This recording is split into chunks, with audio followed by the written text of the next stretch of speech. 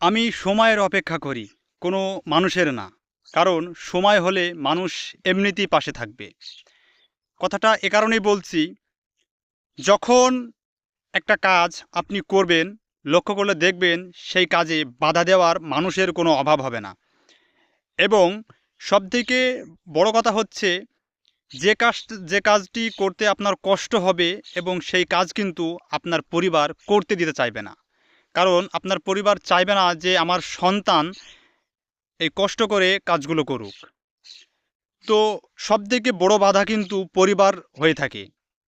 কারণ পরিবারের মা-বাবা সন্তানকে কষ্ট দিতে চায় না, সন্তানকে চায় আদরে যত্ন সহকারে মানুষ করতে। আর সেই সন্তানকে যখন মানুষ করতে গিয়ে পারে না আদর যত্নতে, সেই সন্তান হয়ে যায় নষ্ট। তখন দায়ভার হয় সেই সন্তানের। কিন্তু আসল নষ্ট করে থাকে পরিবার থেকে।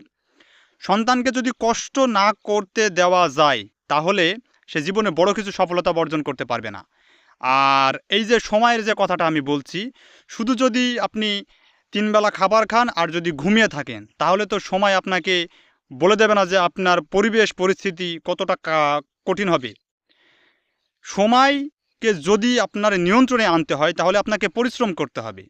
এখন আমি যদি বলি যে না, আমি খাবো, ঘুমাবো, বেড়াবো, কোনো কাজকর্ম করব না, সময় এমনি এমনি আমার ভাগ্যে যা আছে তাই হয়ে যাবে, এটা বললে কি তা কখনো হবে? কখনো হবে না।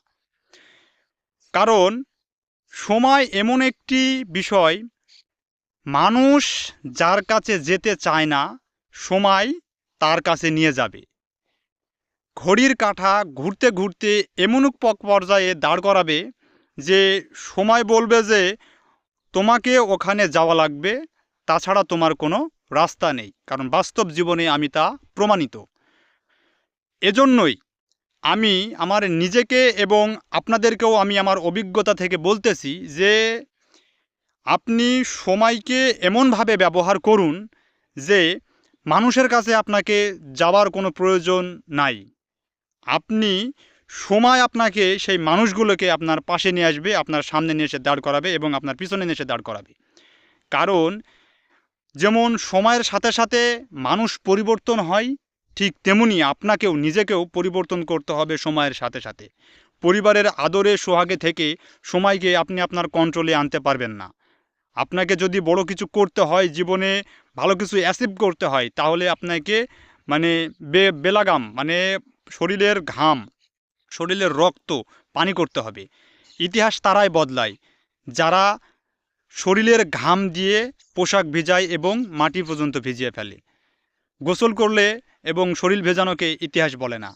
আর স্বপ্ন সেটা নয় যেটা আপনি ঘুমিয়ে ঘুমিয়ে দেখবেন, এটাকে স্বপ্ন বলা হয় না। স্বপ্ন হচ্ছে সেটাই যেটা আপনাকে পূরণ করার প্রত্যাশায় কখনো ঘুমাতে দেবেন।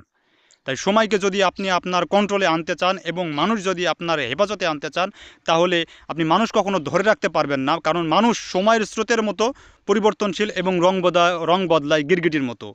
তাই যদি মানুষকে কন্ট্রোল করতে হয়, সর্বপ্রথম কন্ট্রোল করতে হবে সময়কে। সময় কন্ট্রোল করতে পারলেই এই পৃথিবীর সব কিছু এবং মানুষসহ পুরো পৃথিবী আপনি কন্ট্রোল করতে পারবেন। এটাই বাস্তব কথা।